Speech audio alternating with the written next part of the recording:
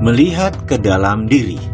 Coba kita merenung sebentar, coba Anda melakukan hal yang biasa disebut dengan istilah inward looking atau melihat ke dalam diri. Bisakah Anda menceritakan bagaimana selama ini uang datang kepada Anda? Bisakah Anda mengenal pola uang datang ke Anda? Ada berapa cara uang datang ke Anda? Mungkin agar lebih cepat saya bantu dengan pertanyaan. Apakah uang Anda diperoleh dengan bekerja? Atau diberi orang tua Anda? Atau diberi oleh suami? Atau diberi oleh pasangan hidup Anda? Atau dari hasil usaha sendiri, atau dari dagang, atau dari gaji, atau dari meminta kepada orang lain? Apapun itu, sewaktu Anda melanjutkan video ini, mungkin ada di antara Anda yang sudah lelah dengan masalah keuangan, sudah capek dengan ketergantungan kepada orang lain, serta sudah tidak bisa lagi mencari cara untuk menutupi semua kewajiban yang terus meningkat setiap bulan, setiap harinya, setiap tahunnya. Dan mungkin Anda setuju bahwa Anda memilih untuk menyudahi masalah finansial ini. Anda memilih bertanggung jawab atas apa yang terjadi di depan Anda. Anda memilih untuk menyetop ketergantungan kepada orang lain. Anda memilih menjadi pribadi yang menang. Anda memilih untuk menjadi bagian dari solusi. Tidak ada yang namanya keunggulan. Yang ada hanyalah pengulangan. Misalnya, sekarang kita bayangkan. Misalnya ya, ini hanya pelajaran untuk memberikan pemahaman terhadap persepsi Anda.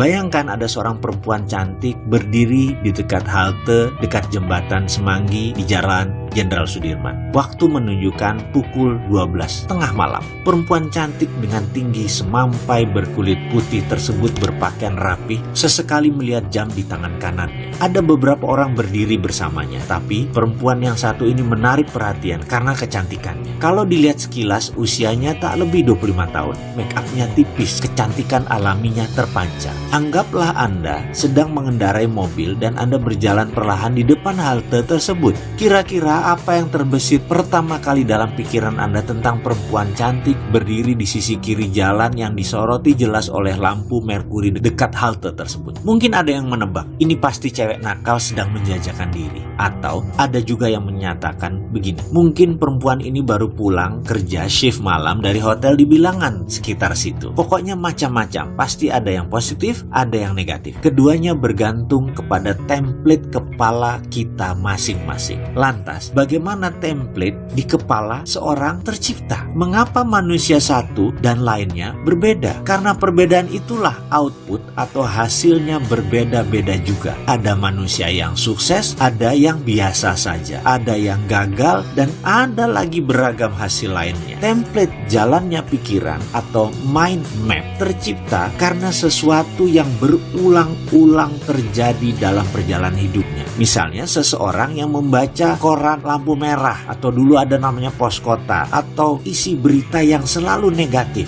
Walaupun berita-berita tersebut merupakan fakta, tetapi kalau setiap hari dijejali dengan berita maksiat, kriminal, bisa dibayangkan seperti apa template orang yang kira-kira selama 5 tahun kalau dia baca dan yang diperoleh adalah hal-hal seperti itu. Di sisi lain, apa yang terjadi jika seseorang membaca koran, majalah bisnis, buku self-improvement selama 5 tahun? Template seperti apa yang dia miliki? Jika sekiranya kedua orang tersebut berjalan bersama dalam mobil, lalu melihat fenomena wanita cantik tadi, apakah Anda menebak apa isi kepala masing-masing kedua orang itu? Bagaimana? Inkah mengubah dasar pemikiran Anda? Dalam memutar roda, selalu ada yang memberatkan, sama halnya dalam melakukan perubahan mindset ini. Maka, selain keyakinan-keyakinan lingkungan yang mempengaruhi, ada juga hal yang harus Anda jaga setelah melakukan perubahan. Jika ini tidak dijaga, Anda akan kembali lagi menjadi diri Anda yang lama. Sebagaimana Anda tahu, pandangan dan reaksi Anda terhadap kejadian dalam hidup ditentukan oleh dasar-dasar pemikiran Anda. Dasar pemikiran tersebut merupakan keyakinan-keyakinan, pendapat-pendapat, dan kesimpulan-kesimpulan yang Anda tarik sebagai masukan dari pengalaman Anda yang Anda terima sejak kecil. Hal-hal tersebut membentuk self-concept. Seberapa Anda yakin tentang diri Anda, inilah filosofi hidup Anda. Semakin kukuh dasar pemikiran tersebut, semakin yakin Anda dengan kebenarannya. Pada akhirnya, dasar inilah yang menjadi pengendali apapun yang Anda lakukan, yang Anda kerjakan, dan yang Anda rasakan. Jika Anda yakin Anda adalah orang yang penuh dengan talenta dan semangat, ramah, populer, sehat, serta memiliki kehidupan yang indah, dasar-dasar pemikiran ini